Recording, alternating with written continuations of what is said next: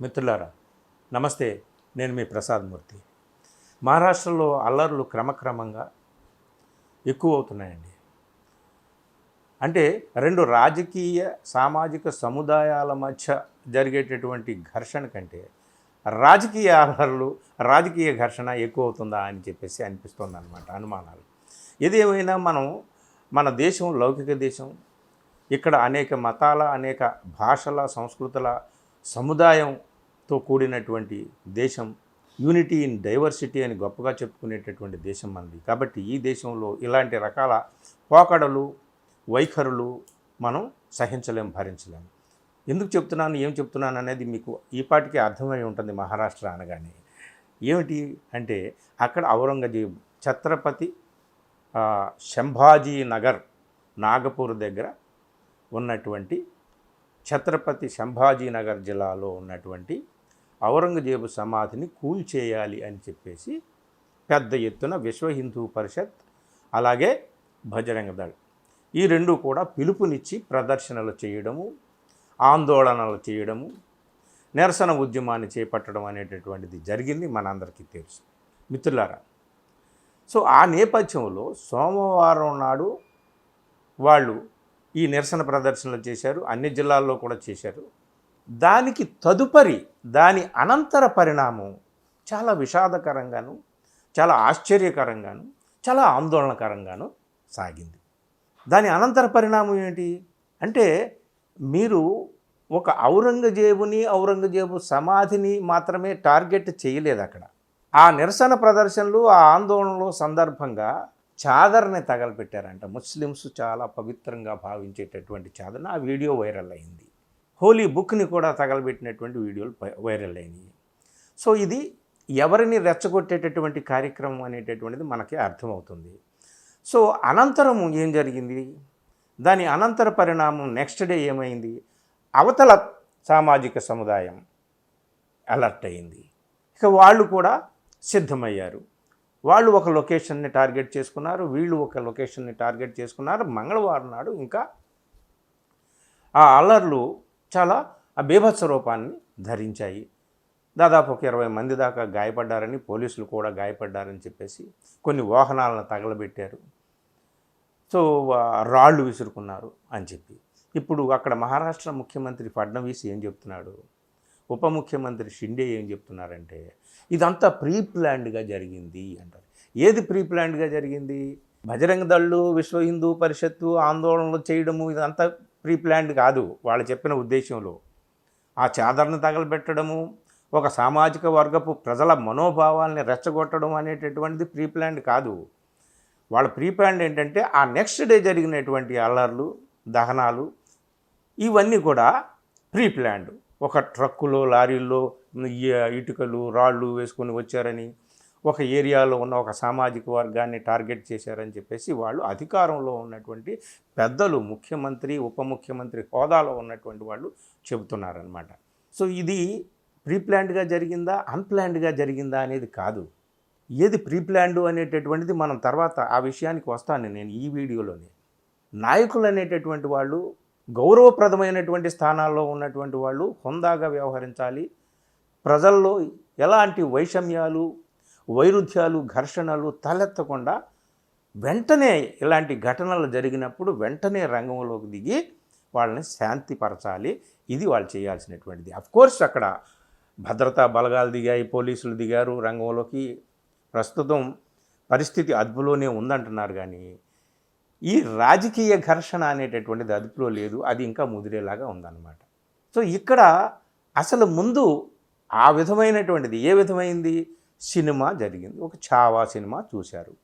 ఛావా సినిమాలో మెయిన్గా ఆ డైరెక్టర్ కానీ ఆ ప్రొడ్యూసర్ కానీ వీళ్ళందరూ కూడా టార్గెట్ చేసింది ఏమిటయా అంటే ఛత్రపతి సంభాజీ సారథ్యంలో ఉన్నటువంటి మరాఠీలకి, అలాగే ఔరంగజేబు అండర్లో ఉన్నటువంటి మొఘల్స్కి మధ్య ఉన్నటువంటి ఘర్షణ, ఆ వైరుధ్యం ఏదైతే ఉందో దాన్ని చూపించాలని చెప్పి, దాన్ని చూపించడం ద్వారా సంభాజీ మహారాజు ఏ విధంగా మరాఠాల ఆత్మగౌరవానికి తద్వారా హిందువుల ఆత్మగౌరవానికి ప్రతీకగా నిలబడ్డాడు అనేది చెప్పాలని చెప్పేసి సినిమా మొదటే ఇది ఎవరిని కూడా అగౌరవపరచడానికి, అవమానపరచడానికి, కించపరచడానికి కాదు, ఇది ఏ మతాన్ని మేము దృష్టిలో పెట్టుకొని చేసింది కాదని డిస్క్లైమర్ వాళ్ళు ఇచ్చినప్పటికీ కూడా జరిగింది ఏమిటి అంటే ఒక మొఘల్ చక్రవర్తి క్రూరుడు,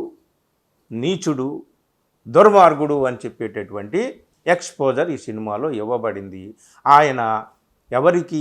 సంభాజీ మహారాజుని క్రూరంగా హింసించి చంపాడు కాబట్టి సంభాజీ ఎవరు? హిందూ ప్రతీకగా వీళ్ళు భావిస్తున్నారు కాబట్టి సో రెండు సముదాయాలు ఇక్కడ ఘర్షణ వాతావరణాన్ని నెలకొల్పడం అనేటటువంటిది రెండు సముదాయాల మధ్య ఈ సినిమా ద్వారా జరిగింది. వాళ్ళు ఆశించి తీశారా, ఆశించక తీశారా? పొలిటికల్ మూవీస్ ఇట్లాంటివి తీసేటప్పుడు చరిత్రని మీరు ఈ సినిమాల్లో చిత్రీకరించేటప్పుడు ఏం జరుగుతుంది, పరిణామాలు ఎలా ఉంటాయి అనేటటువంటిది ముందే ఆలోచించుకోవాలి.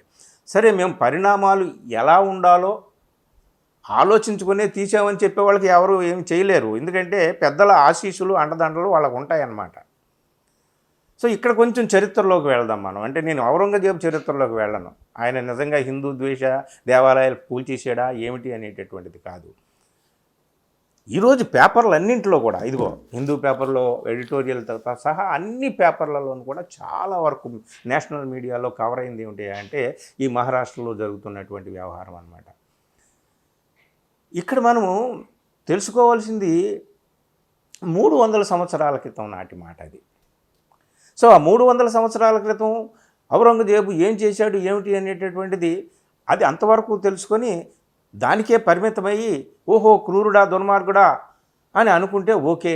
కానీ ఇక్కడ ఏం జరిగింది, ముఖ్యంగా మహారాష్ట్రలో ఏం జరిగింది, ఈ విషయాలు కూడా మనం గమనించాలి. ఇప్పుడు కాదు, ఇప్పుడు మొన్న మార్చి 3వ తేదీన బడ్జెట్ సమావేశాలు ప్రారంభమైనవి మహారాష్ట్రలో. సో ఈ బడ్జెట్ సమావేశాల్లో చర్చించవలసినటువంటి ఆర్థిక విషయాలు, సామాజికపరమైనటువంటి ప్రజలు ఎదుర్కొంటున్నటువంటి సమస్యల గురించి చర్చించాల్సింది పోయి ఔరంగజేబు దాకా వెళ్ళిపోయారు. చర్చను ఔరంగజేబు వైపు మళ్లించారు. ఇది కావాలని మళ్లించారా, లేకపోతే ప్రజల దృష్టిని మళ్లించడానికి చేశారా?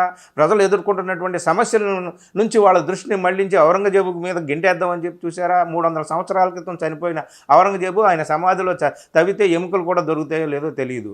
సత్యాల మాట దేవుడెరుగు. సో ఇది జరుగుతుంది ఈ అసెంబ్లీ ఈ సమావేశాల సందర్భంగా.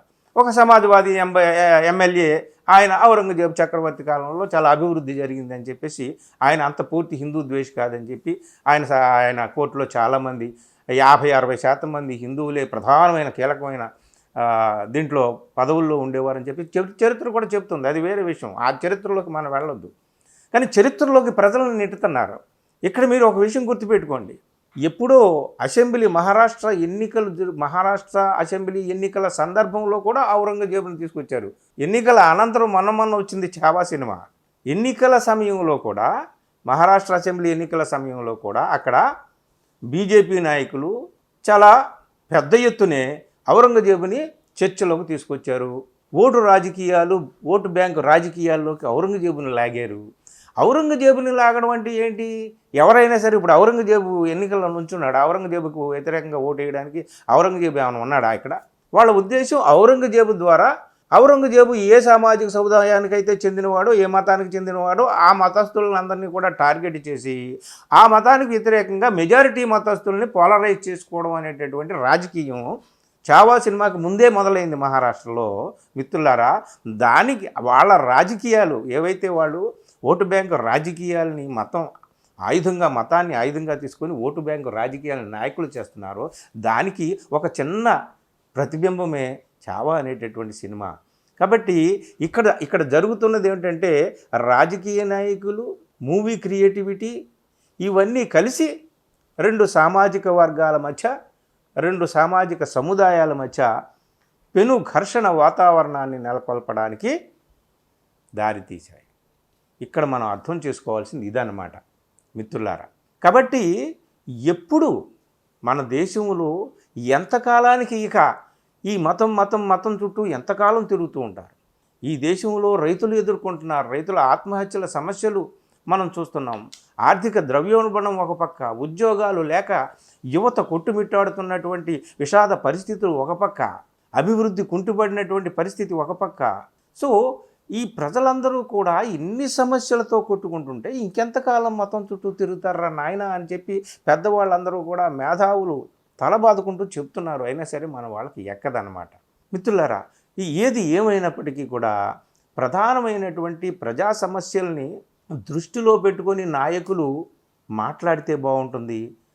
వాళ్ళు ఏం చేస్తున్నారో చెప్తే బాగుంటుంది. ఆ సమస్యలకు పరిష్కారం కోసం ప్రజలను ఉద్ధరించడానికి irrespective of cost, creed, religion, language, region ఇవేమీ దృష్టిలో లేకుండా కేవలం మనిషిని టార్గెట్గా పెట్టుకొని నువ్వు మనిషి అభివృద్ధి కోసం ఏం చేస్తున్నావో దాని గురించి మాట్లాడితే బాగుంటుంది. చట్టసభలు ఉన్నాయి కూడా దాని గురించే, ఎన్నికలు జరిగేది కూడా దాని గురించే, ఇదంతా దాని గురించే కదా, ప్రజల కోసం మనుషుల కోసమే కదా. సో నీ పదవిని కాపాడుకోవడం కోసం, నీ కుర్చీని భద్రంగా కాపాడుకోవడం కోసం, నువ్వు మరింతకాలం ఆ పదవుల్లో కొనసాగడం కోసం ప్రజల మధ్య వైషమ్యాలు రెచ్చగొడితే ఎట్లాగరా నాయన అని చెప్పి పెద్దలందరూ కూడా నెత్తి నోరు బాదుకొని చెప్తున్నారు. ఎవడుంటాడు ఈ దేశంలో? చిన్న గడ్డిపోచ లాంటి ఇష్యూ దొరికినా దాన్ని మతం రంగు పూసేసి తద్వారా మనుషుల మధ్య ఘర్షణ వాతావరణం పెట్టేటటువంటి నేచర్ మన నాయకుల్లో బాగా డెవలప్ అయిపోయి ఉందండి. దానికి తాజా ఉదాహరణ ఈ చావా సినిమా నేపథ్యంలో జరుగుతున్నటువంటి నాగపూర్లో, మహారాష్ట్రలో జరుగుతున్నటువంటి అల్లర్లు, ఘర్షణలు. ముందు ఆద్యం ఎవరు పోశారు? వాళ్ళు ప్లాన్డ్గా వచ్చారని నాయకులుగా మీరుండి చెబుతున్నారు. అది ఎంతవరకు సబబు? నిజంగా వచ్చినా వాళ్ళని రెచ్చగొట్టింది ఎవరు? వాళ్ళని ఆ స్థితికి నెట్టింది ఎవరు? అది ఆత్మరక్షణ కోసం చేసిన దాడా, లేకపోతే వాళ్ళు కూడా దాడి చేశారా ఏమిటి అనేటటువంటి తర్వాత మాట. ముందు మీరు ఎందుకు ఇట్లాగా ఒక సినిమాను ప్రోత్సహిస్తున్నారు? నాయన సినిమాని సినిమాలాగా చూడండి. ఔరంగజేబుకి ఒక మతం ఉండొచ్చు కదా, కానీ ఆయన మతానికి చెందిన ప్రతి మనుషులు కూడా ఔరంగజేబు లాంటి వాళ్ళు కాదు, క్రూరులు కాదని చెప్పండి, ప్రజలకు చెప్పండి. మీరు ఇలాగ ఆ సినిమాని తీసుకొని ఇంత అల్లర్లు, ఇంత ఘర్షణలు, ఈ విధంగా రాజేయడం, మనుషుల మధ్య శాంతిని, సామరస్యాన్ని కూల్చేయడం తగదురా నాయన, తప్పురా అని చెప్పండి ప్రజలకి. మీరు నాయకులుగా చేయాల్సిన పని అది. మిత్రులారా, ఏది ఏమైనా ఈ దేశంలో రెండు సముదాయాల మధ్య అగ్గి రాజుకోవడానికి ఒక్కోసారి ఒక చిన్న కథ సరిపోతుంది, ఒక వీడియో క్లిప్ సరిపోతుంది, ఒక చిన్న జోక్ సరిపోతుంది, ఒక కార్టూన్ సరిపోతుంది, ఒక 3 గంటల సినిమా కూడా సరిపోతుంది అంతే. కానీ మనుషుల మధ్య శాంతిని, సామరస్యాన్ని ఏర్పరచడానికి ఇవి సరిపోవు. ఏం కావాలి? విశాలమైన హృదయం ఉన్న నాయకులు కావాలి, పాలకులు కావాలి. మనం కూడా హృదయ వైశాల్యంతో ఆలోచించాలి. మనుషులుగా మనం రెచ్చిపోకూడదు. పాలకులు, రాజకీయ నాయకులు వాళ్ళ స్వార్థ ప్రయోజనాల కోసం వాళ్ళు రెచ్చగొట్టిన మనం రెచ్చిపోకూడదు అని చెప్పి ఒక సంయమనంతో ఉండడం అనేది మనం అలవాటు చేసుకుంటే ఇదిగో ఇలాంటి ఘటనలు జరగవు. ఇప్పుడు మహారాష్ట్రలో జరుగుతున్నటువంటి ఘటనలు. భయం ఏమిటయ్యా అంటే, ఇవాళ ఔరంగజేబు సమాధిని కూల్చేయమంటారు, రేపొద్దున తాజ్మహల్ని కూడా కూల్చేయమంటారు. ఇవాళ మహారాష్ట్రలో జరుగుతున్నాయి, రేపు ఢిల్లీలో జరగవచ్చు, యూపీలో జరగవచ్చు, ఎంపీలో జరగవచ్చు, ఎక్కడైనా జరగవచ్చు. ఈ ఘటనలు చివరికి ఔరంగజేబుకి సంభాజీకి మధ్య జరిగినటువంటి యుద్ధం కాదు, చివరికి 2 మతాల మధ్య జరిగేటటువంటి ఘర్షణగా, యుద్ధంగా మారిపోయేటటువంటి ప్రమాదం ఉంది. ఆ ప్రమాదం చూసే నాలాంటి వాళ్ళు, మీలాంటి వాళ్ళు మనం అందరం కూడా భయపడుతున్నాం. ఆ ప్రమాదానికి ఈ దేశంలో చోటు ఇవ్వకుండా మనల్ని మనం కాపాడుకోవాలి, ఈ దేశాన్ని కాపాడుకోవాలి మిత్రులారా. ఇది ఈ ఘటనల ద్వారా మనం తెలుసుకోవాల్సినటువంటి పాఠం. Thank you.